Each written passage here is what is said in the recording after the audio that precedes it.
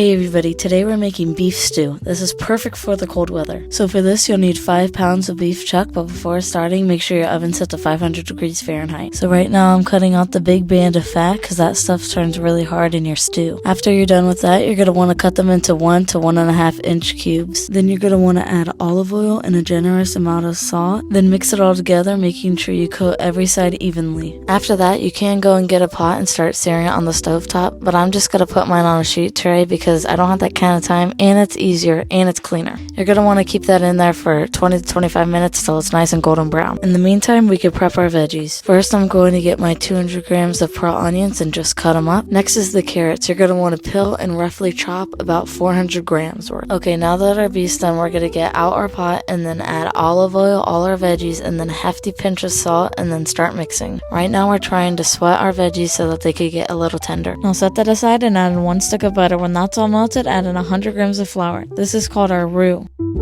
You really want to make sure you're scraping the bottom to get all that flavor. Now that that's all done, I'm going to add in all our flavorful juices. To make this, all you need is 2 boxes of beef stock. Then to that, we're going to add 30 grams of better than bouillon beef paste, 30 grams of tomato paste, and then 30 grams of wash. And to thicken it up, 4 packets of unflavored gelatin. Mix it all together and that's it. Now I'm just going to bring this to a simmer. Make sure at this point you've turned on your oven to 300 Fahrenheit. And then just add in all the meat. Be careful so you don't splash it everywhere. Now I'm just going to pour out all our flavorful juices, give that a good scrape, and add that into our pot. Now we're just going to give that a good mix and add it uncovered into our 300 degree Fahrenheit oven for 2 hours. After 1 hour, just mix that up so it all gets cooked evenly and then let that sit for another hour. We're leaving it uncovered so that it really thickens up. Now we're just going to peel and cut 500 grams of small yellow potatoes. The peel makes the stew waxy. Now that it's been another hour, I'm going to give it a mix and it doesn't look thick enough, so I'm going to add our potatoes to our carrots and onions and just add 25 grams of flour. And you're really going to want to give it a nice toss so it doesn't clump.